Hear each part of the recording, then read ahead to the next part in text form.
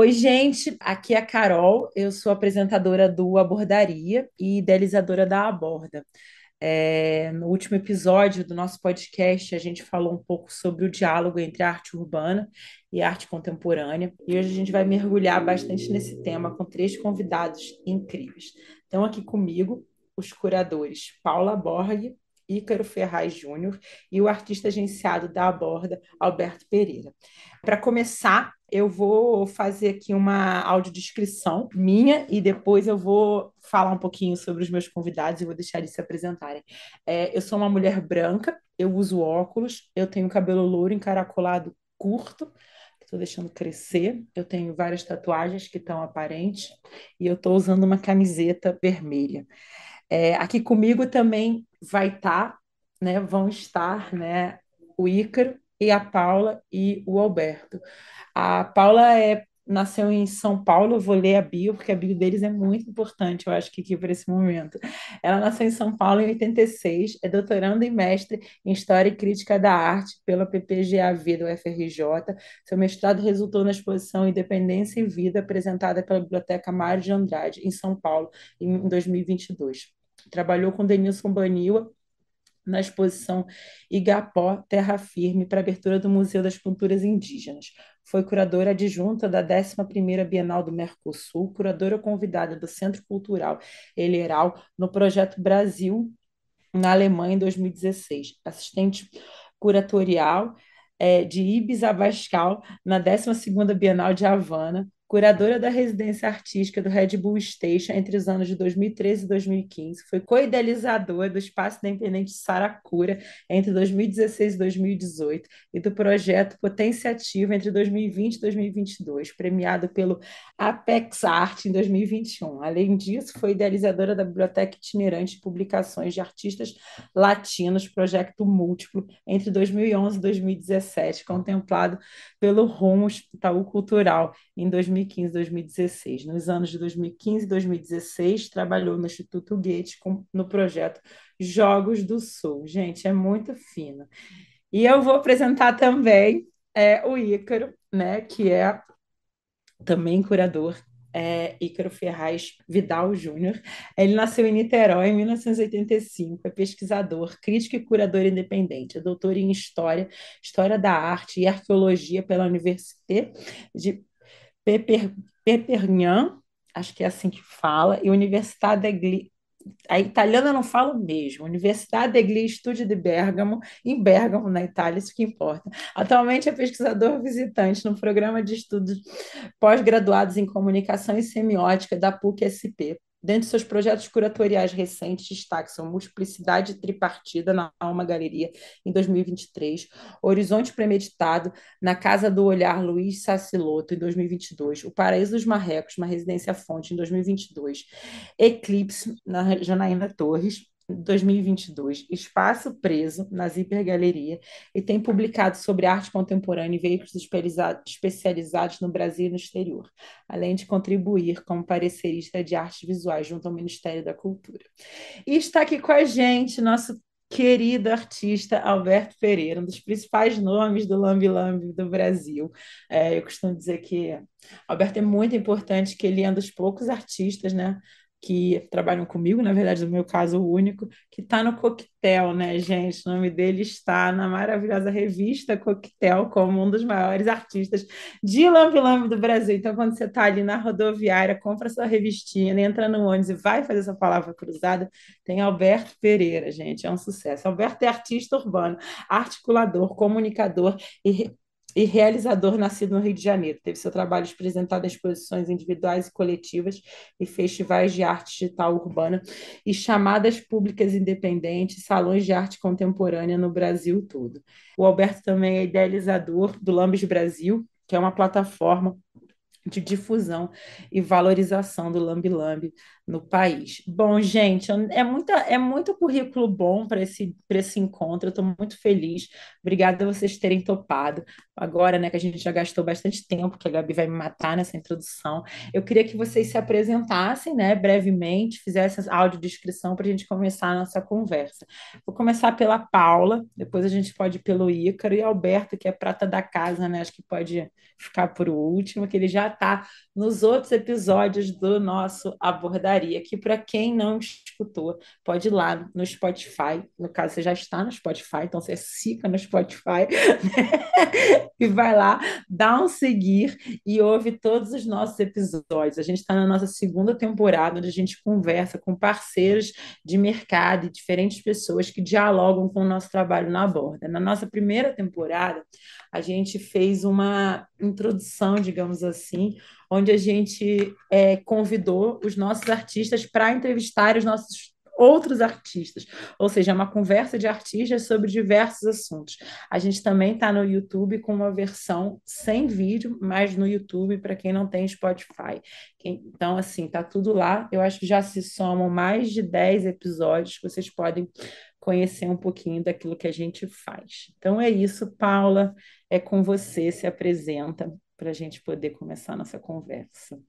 Oi, pessoal. Bom, depois dessa apresentação da Carol, acho que eu só tenho a acrescentar que eu sou virginiana, meu ascendente em Libra, eu sou uma mulher branca, tenho cabelo comprido, castanho claro, estou com uma blusa escrito Free Abiala, que significa no povo Kuna, América Livre, ou Terra Madura Livre, ou Terra Viva em Florescimento Livre, liberdade a essa terra. E eu tenho 36 anos, acho que é isso. Bom, agora sou eu então. Bom, eu sou o Ícaro, eu sou um homem negro de pele clara, estou usando headphones e uso óculos, uso barba e estou vestindo uma camisa bege com as listrazinhas pretas. E é isso. Fui muito bem apresentado pela Carol e agradeço aí a oportunidade de estar aqui trocando com essa galera boa. Obrigado. Olá, olá, gente. É, Vou fazer também aqui a minha audiodescrição, né? Eu sou o Alberto aqui falando, eu sou um homem preto, eu tenho cabelo raspado, curtinho, uso óculos também, tenho também uma leve barba, um projeto de barba que nunca nasce, e estou vestindo uma camisa que é creme com listras azuis e bege. É isso. Ai, massa, gente. Obrigada você de novo, né? Obrigada por vocês estarem aqui. Quando a gente construiu, né, essa segunda temporada do podcast, foi muito interessante, assim, né? Porque a gente sempre ficava se perguntando, né, como é que a gente ia fazer essa narrativa assim desses diferentes diálogos do nosso trabalho da borda e dos diferentes artistas que a gente trabalha com com outros parceiros assim, com outras pessoas, enfim, com outros trabalhadores desse, eu acho importante falar isso, né, dos trabalhadores desse mercado de arte, né? Senão a gente nunca fala, né, como se a arte fosse um trabalho, né? E eu acho que somos aqui todos trabalhadores da arte, né? Um privilégio maravilhoso, que bom que a gente pode trabalhar com isso. Então, eu pensava, cara, a gente precisava ter algum episódio onde a gente conversasse com curadores, né? E foi assim, isso foi lá atrás, assim, a gente nem tinha, o Ícaro eu já conhecia, acho que eu nem conhecia a Paula direito, e eu sempre ficava pensando, caramba, quem que a gente vai chamar e como é que a gente vai organizar isso? Porque eu tinha muito receio de trazer um curador que fosse muito distante daquilo que a gente discute internamente na Aborda, né? Porque a gente, né, por ser uma plataforma que faz essa, essa ponte, né, entre os diferentes espaços que existem no mercado, a gente discute internamente esse lugar onde a gente está, né? Porque é um lugar não tradicional, né? É um lugar onde muitas pessoas espantam, né? O nosso trabalho, não conseguem entender muito bem o que a gente faz. E uma das coisas que a gente discute bastante internamente, principalmente pelo fato da Aborda ter começado e ter majoritariamente artistas urbanos, é esse lugar, né? Esses diferentes lugares canônicos da arte, né? E como que eles se estruturam historicamente e como eles vêm se organizando hoje, né? A partir de diferentes artistas, de demandas sociais, né? Isso é uma coisa que está muito presente assim nos nossos dias, sem nenhuma resposta, né? Na verdade, eu trouxe aqui vocês para darem essa resposta, né? Sintam-se responsáveis por isso. Mentira. Mas é que assim, a gente vive nessa discussão, que é uma discussão assim, cara, é muito louco, porque a gente fica. Quem nasceu primeiro, o ovo e a galinha. A gente fica assim, a gente é capaz de passar diversas reuniões, né? Assim, todas as nossas reuniões mensais, a gente tem uma reunião por mês, elas sempre, em algum momento, elas vão parar nesse lugar, que é um pouco assim, aonde a gente se posiciona, como é que isso acontece, né? Porque a gente vê tanta mudança, né? Tantas diferenças, assim, tantas misturas hoje em dia entre a arte urbana e a arte contemporânea, que, né, que é contemporânea, né? Como é que isso vai acontecendo, assim, né? Então, foi difícil, né, encontrar vocês dois, é real, assim, por isso que eu fico muito feliz com esse encontro da gente.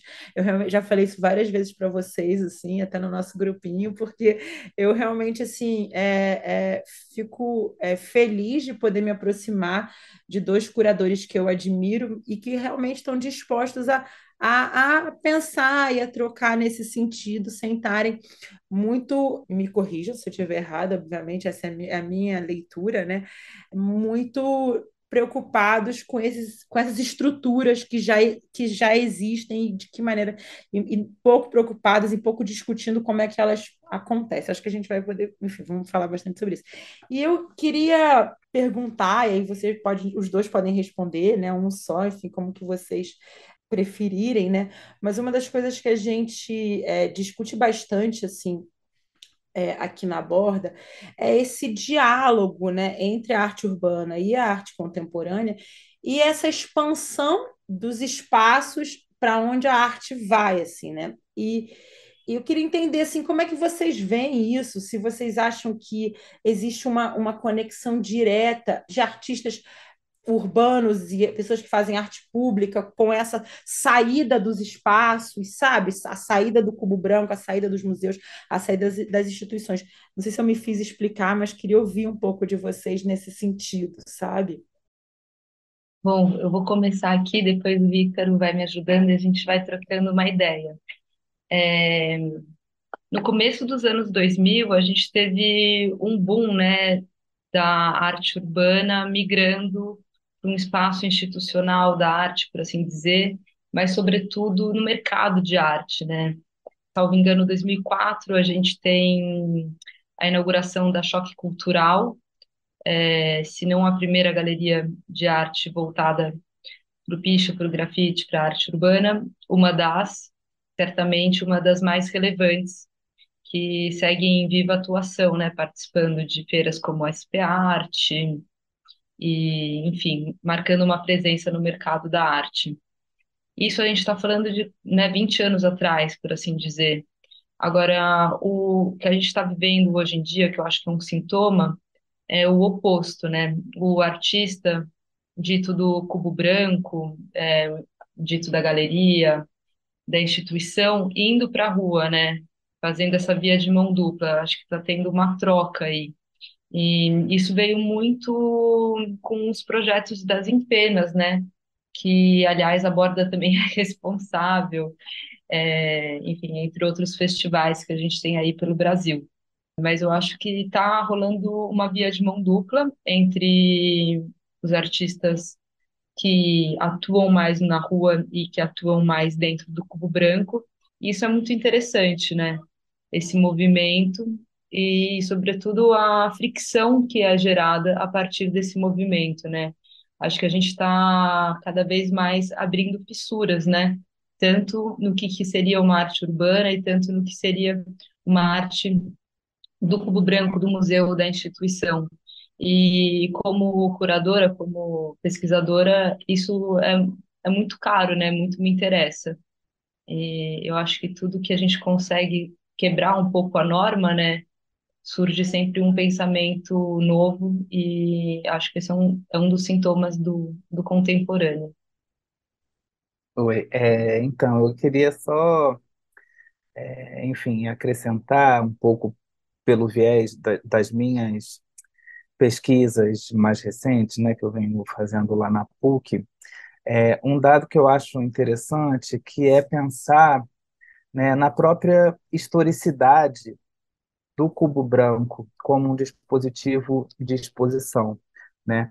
O cubo branco, né, que é esse modelo, né, que se tornou o modelo hegemônico quando a gente pensa, né, no display de obras de arte moderna e contemporânea, né? Ele surge no começo do século XX, né, muito vinculado à história do Museu de Arte Moderna de Nova York, né? E ele, curiosamente, surge num momento em que a imagem ela passa a ser dotada de uma capacidade de circulação e de reprodução muito grande, né? Então, quando a gente olha, por exemplo, as imagens da Times Square no começo do século XX, né, é uma rua que ela é inteira coberta, né, de anúncios, de publicidade, né? Então, existe uma abundância visual nessa cidade moderna, e de alguma maneira eu tenho pensado que o cubo branco ele surge como uma tentativa, né, a criação de uma espécie assim de UTI, sabe? É uma UTI da aura da arte. É um espaço que ele é criado para manter um certo tipo de imagem, a imagem que pertence ao regime da arte, né? Digamos assim, respirando em condições artificiais, já que agora a gente vê imagem por todo lado, né? Então eu acho interessante a gente pensar é, um pouco nesse início, né, para pensar que assim a arte urbana, né, se a gente desloca a questão né, desse campo muito circunscrito à arte, se a gente pensa, por exemplo, num regime das imagens, né, a arte urbana ela não leva a arte da galeria para a rua. Na verdade, é a galeria que tenta, dentro da profusão de imagens que estão circulando no mundo moderno, criar um espaço onde um certo tipo de imagem vai viver, né, ali, atravessada por essa aura da legitimidade institucional, do valor de mercado, né? Então, eu acho que, de alguma forma, né, é um pouco essa retomada dessa diferença, né, dessa do cubo branco como esse dispositivo que constrói um regime de imagem privilegiado em relação às imagens das ruas, eu acho que se conecta muito bem com o que a Paula falou, assim, no sentido de que fornece lá um olhar mais retrospectivo, né, em relação a essa leitura da Paula. Nossa, sempre uma aula. É, uma outra coisa que eu fiquei pensando, né, ouvindo isso que você estava, e que a gente até tinha colocado aqui como questões que a gente queria trazer, é um pouco essa coisa das narrativas, que a rua tem muita facilidade em colocar, né? De que maneira, e são narrativas que hoje a gente vê muito presente, né, nas instituições, né, e nesses lugares tradicionais. E eu queria ouvir vocês nesse sentido, e até assim, o Alberto também um pouco depois, né, por conta de um trabalho que ele acabou de fazer, mas eu fico pensando também de novo nisso, né? Como você fala, será que porque é a galeria que tenta trazer um pouco disso que está na rua, né, para esse espaço, assim. E eu fico pensando, né, será que é também a rua, né, que consegue, que começa, digamos, não é que consegue, mas que começa esse movimento de tantas pautas que a gente vê hoje, né, e tão presente em todas as instituições, assim, vocês acreditam que isso também tenha um atravessamento desse trabalho da arte urbana? Até posso estar tendo um olhar aqui um pouco, né, preconceituoso no sentido de estar pensando a arte contemporânea feita por alguém, né, que não está preocupado com essas pautas lá no passado, assim. Mas se vocês veem assim esse encontro também de narrativa, assim, se é a partir daí que isso surge. Eu acho que talvez da rua, não necessariamente da arte urbana, mas dos movimentos sociais, que por sua vez se dão nas ruas, né? Sobretudo nas ruas, né? Então, eu acho que hoje em dia a gente está tendo, né, uma consciência maior das questões identitárias, são questões que são pautas, né, gênero, sexualidade, raça, por exemplo, e são questões que surgem nas ruas, não necessariamente na arte urbana, mas sim pelos movimentos sociais, né? E acho que a arte vem acompanhando isso como um todo. Agora, a gente está aqui falando sobre arte contemporânea, né, e separando, então, o que que é da rua, o que que é do cubo branco. Eu acho que o interessante é quando a gente consegue borrar esses lugares, né? Quando a gente não coloca tanto nessas categorias, que é um pouco, acho que, do movimento que esse podcast também está se propondo, né? A borrar esses marcadores e, enfim, e entender que é tudo arte contemporânea, porque é uma arte feita agora, neste tempo vigente, né? E é uma arte que fala sobre o que a gente está vivendo, né? Sobre as pautas. E nesse sentido, eu acho que a gente deve muito aos movimentos sociais, para a gente estar falando sobre esses assuntos hoje em dia, né? Então, eu não sei se eu circunscreveria também, um pouco como a Paula falou, a questão, né, digamos assim, a essa virada no cenário da arte contemporânea em direção a questões, né, mais, né, que alguns vão simplesmente reduzir a ideia de identitárias, mas que são questões muito atravessadas por marcadores sociais que determinam certas posições e certos lugares que alguns sujeitos podem ocupar ou não, né? E a arte contemporânea vem de alguma maneira, né, enfim, sendo afetada, se deixando afetar por esses movimentos, né, que são movimentos que estão nas ruas, enfim, nos movimentos sociais, nos ativismos, etc. Agora, o que eu acho interessante a gente observar, como que, assim, historicamente, né, dentro da história da arte, a gente tem algumas leituras, né, que, embora a gente diga dentro, por exemplo, da universidade ou a própria crítica que estão ultrapassadas, elas seguem sendo muito determinantes de um certo olhar do mercado sobre a arte, né? Então, por exemplo, a questão da pintura, né? A pintura e a pintura moderna, especificamente, essa pintura que acontece ali até os anos 50, né? É uma pintura que é entendida muito a partir das teses de um crítico, que é o Clement Greenberg, que é um americano, que vai dizer que, assim, né, o impressionismo é uma espécie assim de marco inaugural da modernidade em pintura, porque você tem um abandono da representação em favor dos aspectos pictóricos da imagem, né? Então você vai ter cada vez mais a possibilidade de perceber pinceladas, a bidimensionalidade da imagem. Então, assim, a pintura ela vai tentar se depurar do compromisso mimético, ou seja, da ideia da representação de algo que vem da realidade, né?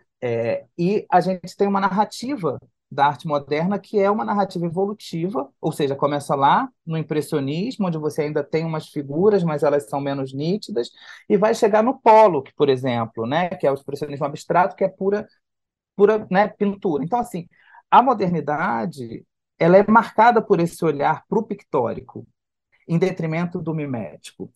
E o que acontece muito frequentemente, pelo menos o que eu observo assim nas conversas e né, nos comentários que são feitos sobre a pintura contemporânea, é que de alguma forma esse olhar ainda atravessa a pintura. Então, por exemplo, se o pintor ele tem uma pintura figurativa, ele vai ter muito mais trabalho em se defender dentro desse mercado, porque, bom, tem um dado ali de comunicação, de representação, de figuração. Então, tecnicamente, pictoricamente, ele vai ter que trabalhar muito para essa pintura ser, de alguma maneira, reconhecida dentro do mercado. E aí eu acho que tem uma coisa interessante, né? Na verdade, duas. Né? Uma é que essa narrativa do Greenberg, né? Ela cai, né? Ela se esfacela com a pop art, né, do Andy Warhol, né, a exposição que ele faz em 61, das Brilho Boxes, é uma exposição que vai forçar quem está pensando sobre a arte, pensar a arte a partir não da especificidade de cada linguagem, mas, por exemplo, da economia capitalista de consumo. Né? Você não vai entender, não vai acessar Andy Warhol como arte pensando, né, a especificidade da pintura ou da escultura, porque o que te ajuda a transitar, navegar por ali é o capitalismo. né? Uma certa forma do capitalismo. Então, eu acho que isso é interessante, pensar como que ali, a partir dos anos 60 você vai ter, né, o capitalismo, ou o feminismo, ou a luta pelos movimentos civis nos Estados Unidos, um pouco ajudando a navegar por essa produção que surge no campo da arte urbana, mas também da performance, também dos happenings, né, de uma série de práticas que vão estar ali transitando nesse sentido. Por outro lado, eu acho que muito da dificuldade, por exemplo, de assimilação da arte urbana dentro do que a gente entende como sistema da arte contemporânea, vem paradoxalmente desse ranço moderno, né, de uma certa recusa de uma arte que é abertamente figurativa, cuja finalidade é a comunicação, é o impacto, é a representação, né? É uma estratégia de, assim, eu acho que a questão são os parâmetros a partir dos quais é, você valora, né, o que é digno de ser considerado contemporâneo. Então, acho que e que paradoxalmente traz um ranço de modernidade. É isso que eu quero, acho que dizer, né, desse olhar moderno. Falei muito, obrigado. Pensando aqui, né, nisso que você falou, né, nos apontamentos que o Ícaro trouxe, Paula, essa coisa, né, de borrar esses espaços, né, de como que isso acontece, né? Por isso que eu falei que vocês iam trazer essa resposta para a gente. Que é isso, assim, né? Até você comentou duas coisas que eu anotei aqui, né? O lance da Choque, né? Ter sido essa precursora, né? Nesse movimento, né? E justamente essa questão, né?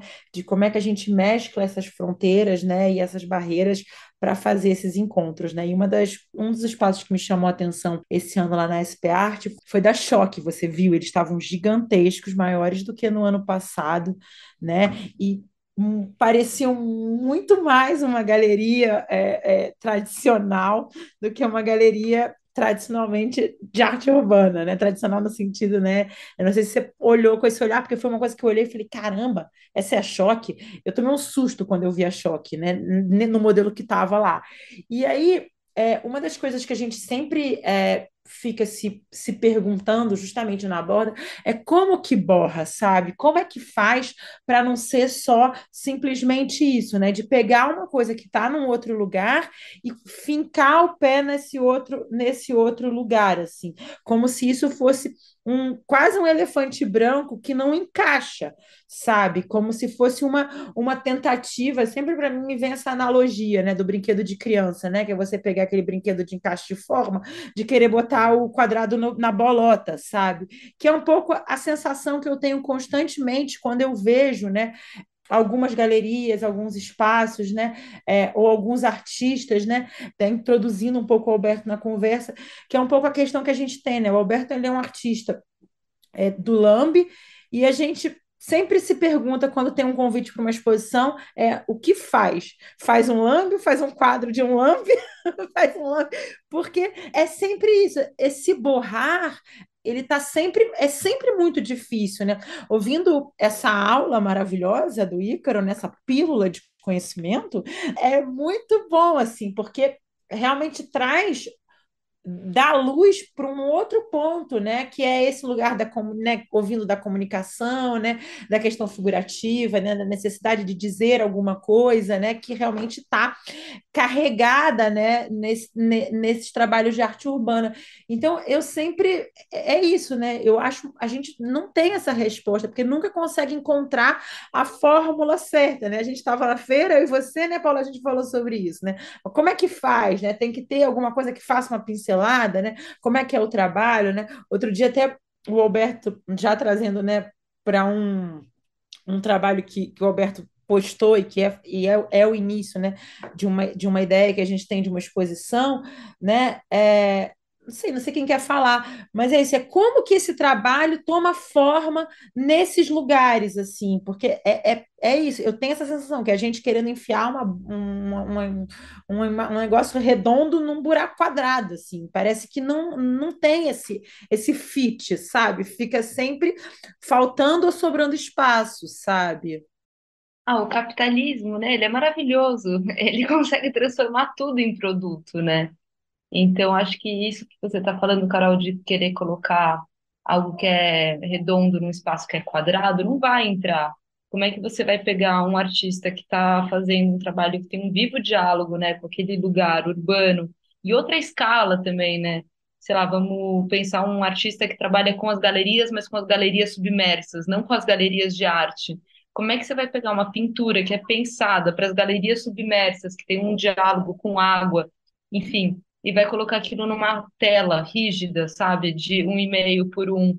É muito difícil de dar certo, né? Porque você está pensando enquanto produto, você não está mais pensando enquanto arte, né?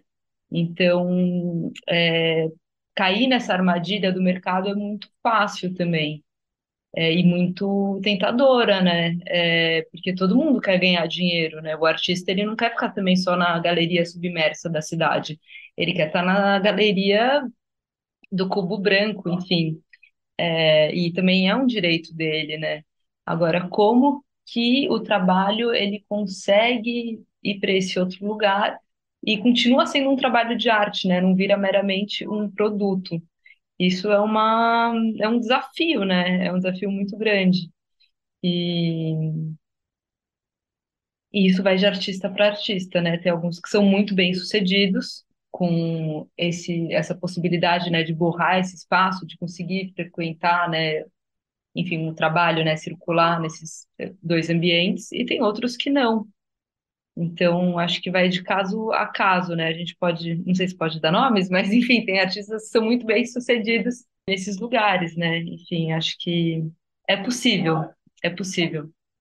Eu acrescentaria isso que a Paula falou, uma ideia que eu acho assim, a própria ideia de arte contemporânea é uma ideia sob disputa, é uma ideia de não é algo dado, né? Eu acho que a questão toda é assim, o que que a arte contemporânea confere em termos de poder e de legitimidade cultural que outras artes não dão, né? Por que que ser artista contemporâneo é mais, né, interessante do que ser artista urbano ou do que ser artista popular, né? E aí, dentro dessa ideia, né, de que a arte contemporânea ela é um campo sob disputa, eu não sei, Carol, se eu conseguiria te dar uma resposta, assim, como que faz? O que eu acho é que, assim, quem define o que é contemporâneo e o que não é uma rede muito heterogênea, muito plural, de muitos atores, sabe? Instituições, curadores, colecionadores, patronos, artistas, ativistas, intelectuais. Então, assim, é um campo reticular muito complexo e pensar ele a partir de qualquer uma dessas né, desses sujeitos, sem levar em conta essa complexidade, enfim, é uma armadilha. Né? Porque, por exemplo, quando você pensa na Documenta de Kassel, que é a exposição, né, que é considerada assim, a mais contemporânea das contemporâneas, na Bienal de Kassel você tem arte urbana, você tem projeto de, sabe, uma escola, não sei da onde, que você reproduz ali e que é imaterial e que não se vende e que você tem essa experiência efêmera e participativa e socialmente engajada, né? Então, assim, no contemporâneo, há, sem dúvida, espaço para arte urbana, como há, por exemplo, para a arte popular, e aí, nesse caso especificamente, eu acho que hoje a gente observa um fenômeno de mercado na realidade brasileira, onde vários artistas que têm uma trajetória popular são contemporâneos, Maria Lira Marques, uma representação importante na Gomide, a Nilda Neves, com uma representação importante na Central. Então, assim, eu acho que essa fluidez do que é contemporâneo, né, vai depender também do que em cada momento é importante para a gente, né, assim, como sociedade. Porque assim, reduzir ao mercado é um pouco, né, assim, é um pouco, não sei, seria muito fácil, né? Porque aí a gente sairia do mercado, faria arte pela instituição e daria certo. E eu acho que não é bem por aí. Eu acho que é entender que é nessa heterogeneidade, né? Nessas disputas cotidianas de quem é que vai estar na Bienal tal, quem é que vai estar sendo selecionado nos editais, quem é que vai estar sendo lançado com representação nas galerias. É aí que você vai, né, dando contorno para o que a gente entende como contemporâneo nesse momento, porque amanhã já vai ser outra coisa, né? Então, eu acho que é um pouco por aí que eu tenderia a tentar, né, assim, circundar essa questão.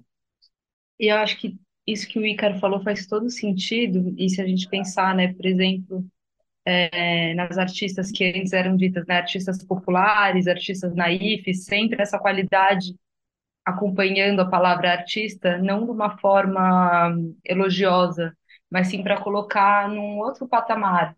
Eu acho que o mesmo acontece com a arte urbana, né? Ela vem justamente para diferenciar e para colocar o que é chamado de arte contemporânea num degrau acima, por assim dizer, né? Dentro dessa disputa. E como que a gente não fala mais, por exemplo, né, a Nilda Neves, que o Ícaro acabou de dar o exemplo, não se fala mais que o trabalho dela é uma arte naif, uma arte popular, se fala arte contemporânea, né? Então, também, como que ela não adaptou o trabalho dela para fazer isso, né? Mas como que o tempo também reconheceu, né? E é claro, né, não é só uma questão do que do mercado, é uma questão das pautas que a gente está vivendo, né? É tudo muito complexo e é uma grande, enfim, somatória, eu acho, entre todos esses agentes, né? Instituição, mercado, enfim, política e etc. Eu tenho uma questão, na real, assim, aliás, está sendo uma aula, né? Eu tô aqui no, né, mais ouvindo e tal e aprendendo. Mas partindo do ponto que vocês falaram, né, dessa transição, né, do trabalho, do que era considerado naif e passou a ser considerado contemporâneo, por todos esses agentes, né, que o Ícaro citou, quando ele passa, né, a ser considerado uma outra coisa, o intuito final não vai ser, eu sei que ninguém aqui quer reduzir ao mercado, mas o intuito final vai ser qual, afinal? Não vai ser vender esse trabalho, não vai ser fazer com que ele ganhe outras escalas, inclusive monetárias. E aí eu volto para a arte lida como urbana, né? Que é uma arte que ainda não é assimilada por todos esses agentes, na maioria das vezes, né? Pensando alguns artistas ali, outros aqui, né, colar e tal. Mas eu acho que ainda existe esse distanciamento, né? Primeiro dessa relação de status, né, do que é uma arte entre aspas maior ou menor, mas de proximidade mesmo, de troca, de percepção de valor, né? Porque a gente está falando aqui de valor, não necessariamente valor monetário, mas a gente está falando de um valor social, de uma percepção do que é valoroso, do que é interessante, do que é cabível de somar alguma coisa intelectualmente, né? Seja para um capital político, para um capital social, enfim. Mas eu acho que no fim das contas, assim, a gente está num grande ecossistema, né, maior do que a gente, que é uma força invisível de oferta e de demanda. E que não necessariamente coexiste aí alguma coisa vai e volta, readapta e tal, até o momento que começa a espalhar e ganhar esses espaços. E aí a gente assimila com um novo nome. Ah, não era naif, agora é contemporâneo. Ah, não, agora deixou de ser contemporâneo. Isso aqui já não é mais. E no fim das contas a gente vai falar sobre transação. É, não sei se estou sendo romântico ou radical demais, mas eu sempre fico pensando nessa relação, né? Porque no fim das contas a gente vive no sistema que a gente vive, né? E acaba se tornando uma transação comercial, por mais que tenha valor artístico. Eu concordo, quer dizer, eu não sou ingênuo de não reconhecer que o mercado, de fato, é uma força que talvez tenha acelerado esse processo de reconhecimento, né, de sujeitos, de certas formas de produção de arte que em outros momentos eram, né, minorizadas pelo próprio sistema. Mas eu fico pensando, por exemplo, que tem também um dado. Claro, o mercado é uma força, dentre outras. Eu acho que também existe uma questão que é quando que uma determinada organização social está pronta para reconhecer certas coisas. Sei lá, o Bispo, por exemplo, é um artista que tem uma legitimidade de contemporâneo e que não está no mercado, né? Você tem ali uma coleção do Bispo que não está, não sei, a menos que eu tenha perdido alguma informação aí, Paulinho, depois você conta. Mas assim, né, eu acho assim que você tem também uma espécie de um espírito do tempo, sabe? Que é mais difuso. O mercado, ele não é a causa, né? Ele surfa na onda, sabe? Mas ele vem de alguma maneira. O que eu acho que há talvez de ardiloso no mercado não é que ele define quem deixa de ser popular e passa a ser arte contemporânea, ou quem deixa de ser arte urbana e passa a ser contemporânea.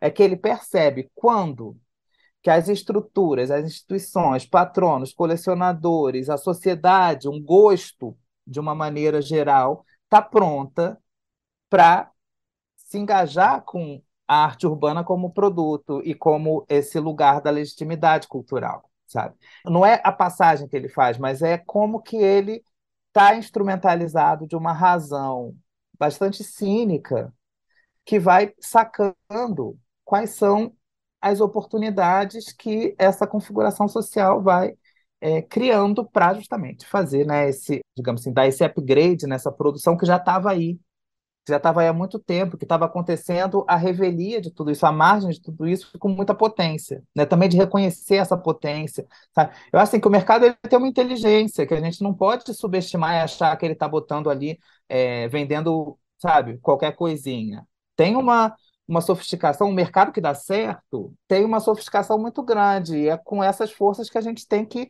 lutar, de alguma forma, né? É que também o mercado ele não é invisível, né? Assim, existem agentes trabalhando no mercado. A gente fala o mercado como assim, tipo, quem é o mercado, né? Acho que tem que tornar mais palpável, assim, não é o mercado perceber. Tem curadores trabalhando nas galerias, né? Críticos de arte. Então é tudo isso que também constitui o mercado, né? Eu sou uma trabalhadora do mercado de arte, o Ícaro também a gente estuda, a gente percebe, enfim, fala com os artistas, faz doutorado, pesquisa e alimenta também esse mercado, né? Então, não é assim um mercado que está percebendo, né? A gente que também está alimentando ele, né? Ele não é uma força invisível, né? Ele é feito por pessoas como nós.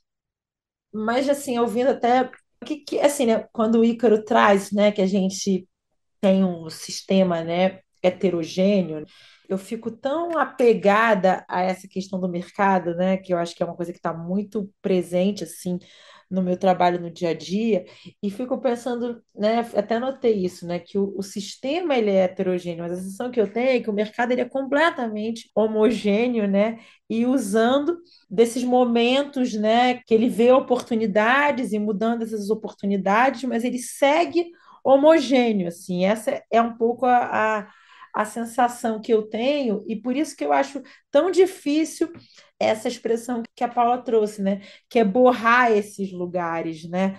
Porque por mais que eu concorde, né, que o mercado ele não é invisível, ele é feito por pessoas e pessoas que são completamente diferentes, ele é muito sedutor, né? Ele é muito sedutor para se manter num lugar quase sempre o mesmo, assim, né? Enfim, é isso, né? Eu sabia que essa é uma coisa sem uma resposta exata, mas eu fico o tempo inteiro, né, tentando encontrar uma resposta, né? E essa resposta ela nunca chega, né? Porque realmente é isso, é quase como se a gente descobrisse, a gente não vai servir mais e a gente vai ter que ir para uma outra coisa, assim. E até perguntando assim, trazendo um pouco o Alberto em um outro olhar assim, né? Porque aqui vocês estão falando, né, do lugar de dois curadores, né? E eu num lugar que trabalho né, bastante nesse mercado, assim, né? Queria ouvir assim do Alberto como é que ele se sente assim, né, nesse lugar todo que a gente está falando do artista sendo um artista, né? E tendo essa questão presente no trabalho dele o tempo todo, né? De como que você transpassa esses espaços, como é que você pensa, né? Quais são as dificuldades, né? Enfim. Eu acho que, enquanto artista, assim, vendo todos os movimentos, eu me situo na esquina. Eu fico ali na quina, eu não tô em nenhum dos lados, né? Ainda mais como artista, né? Assim, que aí são muitas chancelas, né? Por mais que a gente não queira rótulos e tal, mas, né, eu venho eu uso uma técnica, né, de cartaz que dentro da arte lida como urbana, né, não é assimilada para festivais, né, de grafite, dentro ali da experiência também da rua, né, fica nessa mesma zona borrada, né, do Lambe. O que é o Lambe nesse contexto, né? E aí quando a gente traz para um lado, né, quando a gente diferencia isso, né, coloca a arte contemporânea como um outro caminho, eu também não me encontro ali. E acaba que vira uma reflexão mesmo na produção, né? E coisas que eu venho pensando e tal. Não só em relação à minha experiência enquanto artista, né? Enquanto as coisas que eu produzo, mas enquanto pessoa mesmo, né? Enquanto um homem preto, um homem preto que quer estar em lugares que vão além dos lugares que são estabelecidos para ele, enquanto artista, inclusive. Então, quando eu faço lá o Art Food, né, a cadernetinha, é justamente para colocar essa reflexão assim, enquanto artista, né, mas que conduz para o lado de quem incorpora artistas e obras, né. Então, para o colecionador, para o curador, para o galerista, para o consultor, para a instituição, seja ela empresarial, né, ou uma coisa mais cultural, né, e tal, mas que vem desse cuidado de ponderar, né, assim. Acho que são cuidados que têm que ser tomados assim para não fazer com que demandas sociais, né, de autonomia e sobretudo de humanidade, que eu acho que muito do que eu produzo, né, e do que é reflexo do que eu penso é para fazer com que socialmente a gente entenda, né, um conceito mais amplo sobre humanidade, sobretudo sobre peles pretas, né, para que isso não se transforme apenas em um produto disfarçado de consciência social, né, para que não fique numa coisa que seja temporada, que tenha temporada, que tenha data de validade, que tenha liquidação e que não tenha nenhuma relação assim com o que é humano e emancipatório, né? E aí eu fico pensando muito nisso, assim, eu fico pensando nesse limiar entre se tornar uma coisa alegórica e entre ser de fato pertinente e tal. Eu acho que é isso, né? Não é nenhum nem outro, né? Tá na esquina. Às vezes é um, às vezes é outro, às vezes são os dois em conjunto e a gente coabita isso. Então, é isso, assim, eu me vejo ali na quina, nos dois lugares, tentando entender onde que eu esbarro de um lado e onde que eu esbarro do outro e onde que eu estou em ambos lados, assim. Alberto, você pode explicar um pouquinho o que que é o Art Food para gente? Lógico, lógico. O Art Food foi um trabalho, né, que eu realizei recentemente, que eu concluí, que ele emula uma cartela, né, de comida self-service, ou então quando você vai num restaurante desses de salada, que você escolhe as suas opções de acompanhamento, né, de entrada, de acompanhamento, de sobremesa. Eu tracei um paralelo com a minha experiência de ver esses sistemas que operam, né, a venda de arte e a venda de artistas, né, porque você não vende só a obra artística, né, você está vendendo ali o próprio artista em conjunto, né, a história, né, o que os atravessamentos que cada um carrega. Então, é uma cartela em que começa com as entradas em que você escolhe, né, se você quer um artista negro, se você quer pele amarela, se você quer algum artista indígena, e aí vem as outras opções, né, de classes sociais, de regiões, de gênero, até o ponto das sobremesas em que eu coloco como traumas, né? Então, você pode escolher lá, eu quero um artista negro, não binário, do Centro-Oeste, que tem formação universitária ou que tem curso técnico, e você vai marcando essas opções. E no final está escrito valor sob consulta. Eu acho que eu consegui, não sei se eu consegui te escrever bem, depois vocês me avisam. Mas eu não estou com ela aqui do meu lado, então eu estou aqui visualmente, né, tentando lembrar cada ponto e tal para trazer para vocês. E Alberto, você convida o público a então preencher esse formulário, fazer esse pedido? Como é que funciona? Essa parte é a parte que ainda não está concluída, né, na verdade, né? É o que a experiência do trabalho, né? Eu só concluí aqui, né, o meu processo, né, mas eu ainda não vi ele acontecer. Acredito que faça sentido, né, isso ser apresentado em alguns espaços específicos, talvez num caráter até de performance e não executado por mim, porque eu não estou nesse lugar, mas que sim, que tem essa experiência disso ser distribuído, talvez numa vernissage, talvez em algum ambiente que tenha, ou talvez até numa feira, né? Em algum ambiente que tenha, né, a intenção de compra, né, e venda, né, que tenha essa oferta e demanda, e que isso seja apresentado nesse contexto, né?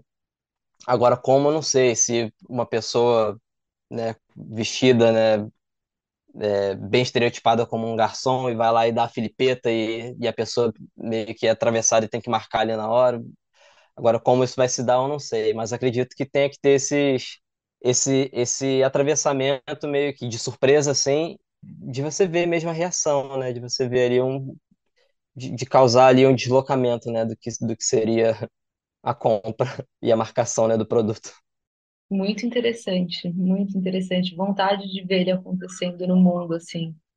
E eu acho que também ele vai variar conforme o contexto que ele for inserido, né? Fiquei imaginando agora, a gente acabou de viver, né, essa SP Arte.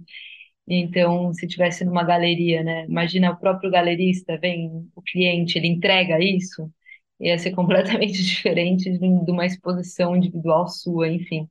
Eu acho que a forma como ele vai ressoar no mundo também está muito implicada com o espaço, né, onde ele vai estar.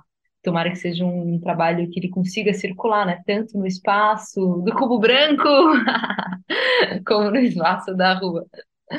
Talvez ele seja isso, né, um trabalho que ele borra, né, essas fronteiras e não só borra como provoca, né, sobretudo. Muito bom. Ai, a gente podia ficar aqui, né, gravando esse podcast horas, né, mas não podemos porque a gente tem um limite de horário. Eu já quero uma versão 2. A gente podia fazer uma temporada inteira, né, só conversando com vocês. Ícaro dando grandes pílulas de conhecimento. A pessoa vai sair e ela tem como obrigação ler vários livros, né? Já carrega, né, esse monte de, de necessidades do saber, né? Mas é isso, eu tinha certeza que a gente ia andar, andar, andar, e a gente não ia ter uma única resposta, né? Porque não tem uma resposta.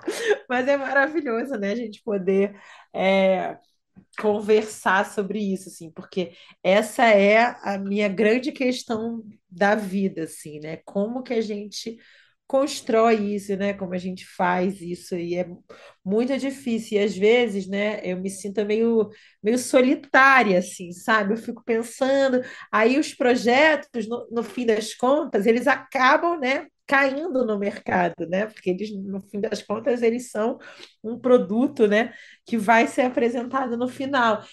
Ouvir vocês hoje foi muito importante, assim, né? Porque me fez refletir sobre algumas coisas que às vezes no afã do fazer, né, no afã do participar do mercado, né, no afã de ter um produto, isso se perde um pouco, né? Então, eu queria, bom, agradecer muito essa nossa conversa, passou muito rápido. A gente falou, falou, falou, mas a gente vai ter que ficar por aqui, infelizmente. A gente tem um projeto, né, de gravar outra temporada. Vamos gravar uma temporada inteira sobre esse assunto, como destruir essa ponte, de borrar essas fronteiras, né? Com participações especiais. E aí vocês se tornam, né, personagens principais e a gente convida outras pessoas, porque é muito difícil. Eu acho que é difícil porque eu acho que o Ícaro trouxe exatamente isso, né? É um sistema complexo, né? E ele se dá muito antes dessa ponta do mercado, né? Então eu acho que aí é que tá, nem sei se existe essa chave, né? Mas acho que é aí que podem começar a ter uma série de discussões que às vezes a gente fica muito rasa, né? Discutindo essa ponta final sem enxergar o que está aqui em tudo que está sendo, que foi feito, né? Que está sendo feito. Mas eu queria agradecer, foi maravilhoso. Como diz o Ícaro, né? Finalmente casamos. Estamos aqui. Queria agradecer vocês terem topado, queria agradecer o Alberto. que sempre é um grande, para vocês dois que não sabem, Alberto é um dos grandes entusiastas desse podcast, né? Ele é fruto, né, das nossas reuniões, né, e das nossas necessidades de trazer as nossas angústias para fora. Acho que o próximo podcast, a temporada inteira, vai ser com um analista. Eu vou convidar, fazer igual Tati Bernardi, vou convidar cada episódio um analista para discutir as questões da arte. Porque ele é fruto das nossas angústias conjuntas e as minhas individuais. Então, queria agradecer vocês terem topado, queria agradecer o Alberto, queria agradecer a Gabi, que acompanha aqui as nossas gravações, queria agradecer o Carlos, que edita os nossos podcasts, que a gente não agradece. Queria agradecer a todo mundo que faz ele acontecer. Ele é uma iniciativa, né, da Aborda, que é uma plataforma de gestão de carreiras de artistas. Agora eu vou usar contemporâneos. É, a gente está presente no Spotify, então se vocês gostaram do nosso podcast, dá 5 estrelas e segue a gente. A gente também está no YouTube. E para conhecer mais dos nossos trabalhos, a gente está no Instagram como aborda.arte, a gente está no TikTok como Aborda, a gente está no LinkedIn como Aborda. Eu sou a Carol Erzenhuti, estou no Instagram como Carol Erzenhuti. Eu estou no TikTok sem usar. E queria falar para vocês, se vocês gostaram desse podcast, também ouvir os outros, darem a opinião de vocês. Queria dar agora esse momento para vocês agradecerem, dizer onde as pessoas podem seguir vocês, onde elas encontram, algum projeto novo que vocês vão abrir, que vocês queiram apresentar, alguma exposição. Lembrando que esse podcast vai ao ar, não hoje, daqui a um tempinho. Então, quando vocês lembrem que podem ser projetos mais para frente. É isso, muito obrigada. Bom, queria agradecer a todos pelo tempo, pela escuta, a Carol pelo convite, a Gabi pela ajuda aqui no Zoom, tudo, ao Ícaro, meu colega querido de trabalho, e ao Alberto Pereira, esse artista que eu tanto admiro. Bom, minha rede social é borg.paula, Instagram, só tenho essa. Vocês me encontram no Instagram também. O meu perfil é @Ícaro Ferraz Vidal Júnior, tudo por extenso, tudo junto. E é fácil encontrar lá, e lá eu vou publicando, enfim, os eventos e projetos e coisas com os quais eu estou envolvido. E também queria agradecer a Carol, a Paula, Gabi e Alberto por essa conversa que foi deliciosa. Muito obrigado e até a próxima. Bem, queria agradecer também, geral, uma aula, um prazer ouvir vocês. Acho sempre bom, né, ter a oportunidade principalmente de ouvir, né? É importante, né, a gente ouvir e estar disposto e realmente interessado, né, em participar e ouvir o que o outro tem a dizer, né? E eu acho que o podcast, ele traz um pouco disso, né, dessa possibilidade. Então, obrigado vocês. Prazer, Ícaro, te conhecer e trocar por aqui. Paula, muito obrigado já pelas trocas que a gente já vem tendo, né, ao longo do tempo. Gabi, fechamento desde sempre, e Carol também. Então, assim, aí é a parte que eu tô em casa, né? Agradeço a vocês. E só para fechar, assim, sei que estou me estendendo, mas eu acho que esse tipo de troca que a gente tem aqui, né, enquanto trabalhadores da arte, faz com que a gente coloque essa condição da arte como um trabalho mesmo, né? Tire um pouco essa aura, né, ou do artista, ou da instituição artística, né, e da arte como um todo, e coloca isso, né, mais próximo, né, e mais palpável e tal. Então, eu acho que esse espaço também é para isso e agradeço. Até.